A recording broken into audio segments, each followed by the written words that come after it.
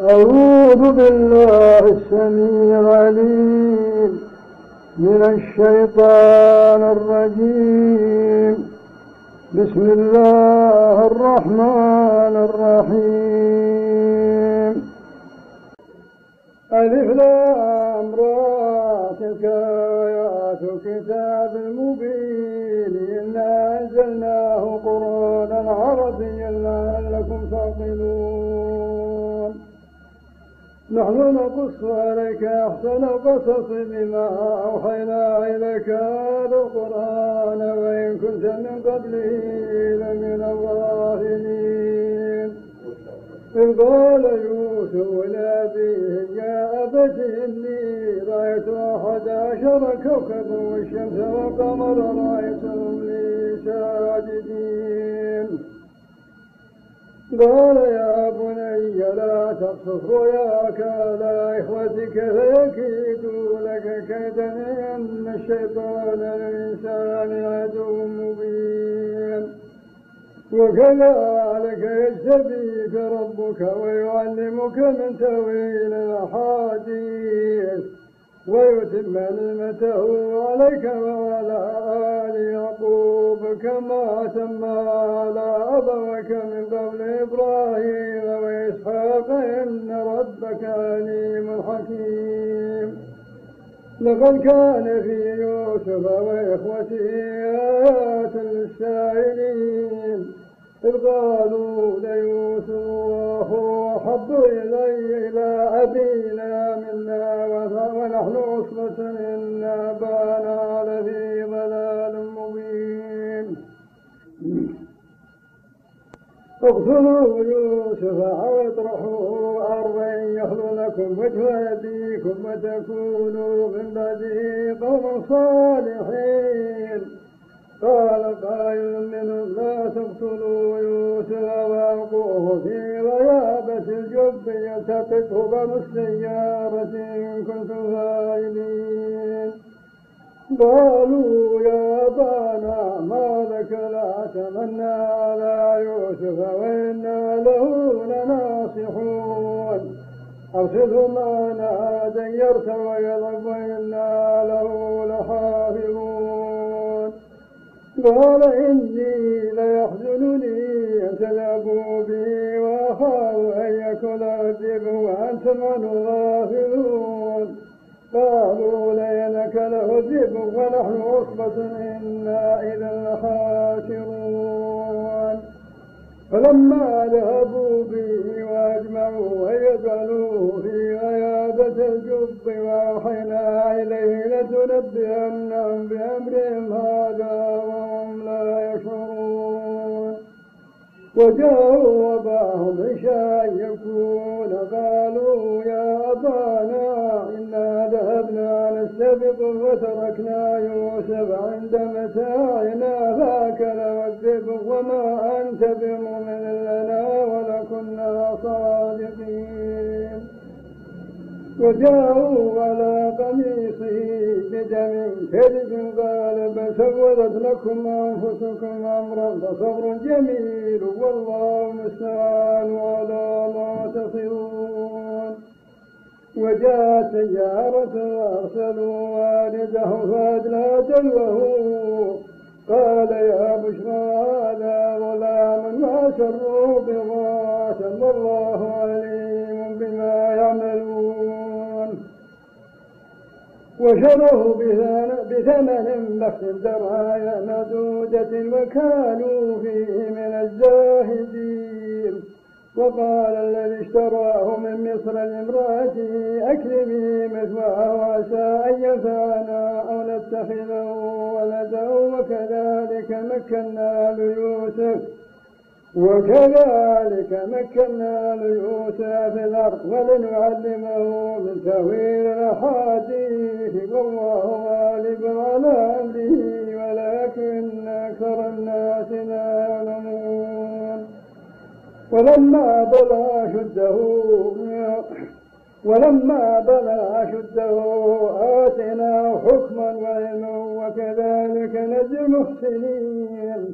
وراودته التي هو في بيتها عن نفسه وغلقت الأبواب وقالت هيت لك، قال معاذ الله إنه ربي أحسن مثواي إنه لا يفلح الظالمون.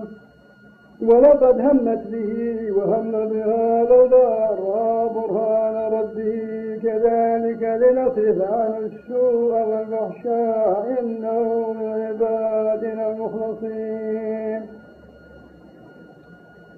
واستبق الباب وقدت قميصه من دبر وافيا سيدها لدى الباب قالت ما جزاء من أراد بأهلك سوءا إلا أن يسجن وعذاب أليم. قال هي راودتني عن نفسي وشهد شاهد من أهلها إن كان قميصه قد من قبل فصدقته من الكاذبين وإن كان قميصه قد من دبر فكذبت وهو من الصادقين. فلما رأى قميصه قد من دبر قال إنه من كيدكن إن كيدكن عظيم. يوسف أعرض عن هذا واستغفري لذنبك إنك كنت من الخاطئين. وقال نسوة في المدينة امرأة العزيز تراود فتاها عن نفسه قد شغفها حبا إنا لنراها في ضلال مبين. فلما سمعت مكرهن أرسلت إليهن وأعتدت لهن متكئا وآتت كل واحدة منه سكينا وقالت اخرج عليهن. فلما رأينه أكبرنه وقطن أيديهن وقلن حاش لله ما هذا بشرا إن هذا إلا ملك كريم. قالت فذلكن الذي لمتنني فيه ولقد راودته عن نفسه فاستعصم وإن لم يفعل ما آمره ليسجنن وليكون من الصاغرين. قال رب السجن أحب إلي مما يدعونني إليه وإلا تصرف عني كيدهن أصب إليهن وأكن من الجاهلين. فاستجاب له ربه فصرف عنه كيدهن إنه هو السميع العليم. ثم بدا لهم من بعد ما رأوا الآيات ليسجننه حتى حين. ودخل معه السجن فتيان قال أحدهما إني يراني أعصر خمرا وقال الآخر إني يراني أحمل فوق رأسي خبزا تأكل الطير منه نبئنا بتأويله إنا نراك من المحسنين. قال لا يأتيكما طعام ترزقانه إلا نبأتكما بتأويله قبل أن يأتيكما ذلكما مما علمني ربي إني تركت ملة قوم لا يؤمنون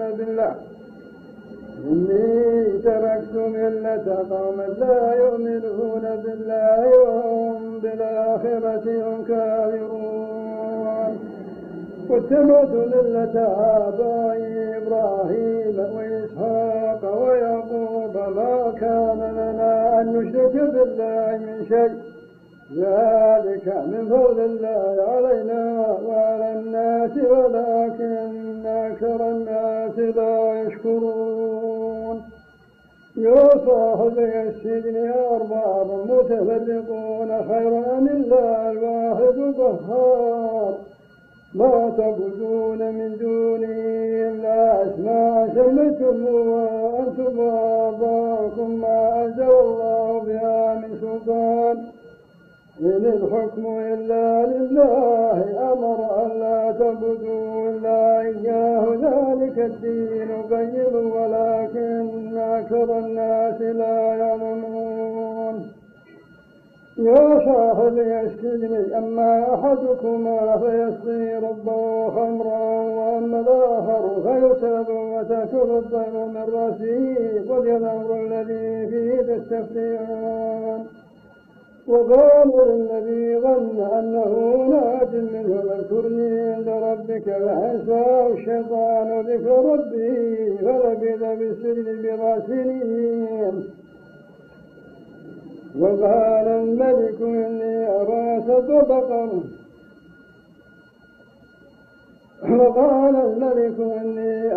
سبع بقرات سمان يأكلهن سبع عجاف وسبع سنبلات خضر وأخر يابسات.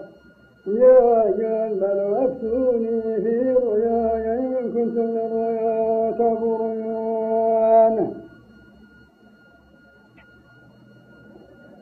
قالوا والله أحلام وما نحن بتأويل الأحلام بعالمين.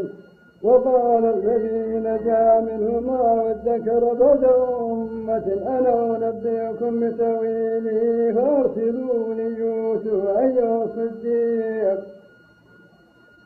أفتنا في سبع بقرات سمان يأكلهن سبع عجاف وسبع سنبلات خضر وأخر يابسات لعلي أرجع إلى الناس لعلهم يعلمون.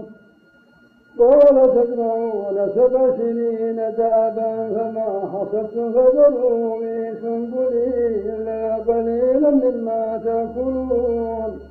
ثم يأتي من بعد ذلك 7 شداد يأكلن ما قدمت لهن إلا قليلا مما تحصنون. ثم يأتي من بعد ذلك عام فيه يغاث الناس وفيه يعصرون. وقال الملك ائتوني به فلما جاءه الرسول قال ارجع إلى ربك فاسأله ما بال النسوة اللاتي قطعن أيديهن إن ربي بكيدهن عليم. قال ما خطبكن إذ راوتن يوسف عن نفسه قلنا حاشا لله ما علمنا عليه من سوء.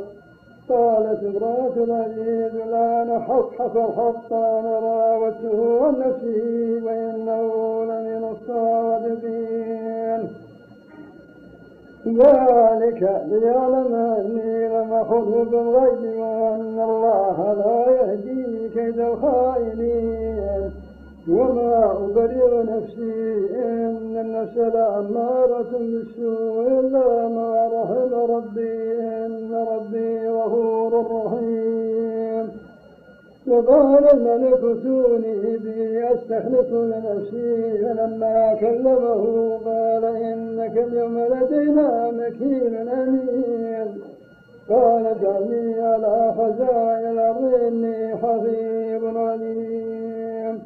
وكذلك مكنا ليوسف بالأرض ولنعلمه يتبوأ منها حيث يشاء نصيب برحمتنا من نشاء ولا نضيع أجر المحسنين. والأجر الآخرة خير للذين آمنوا وكانوا يتقون.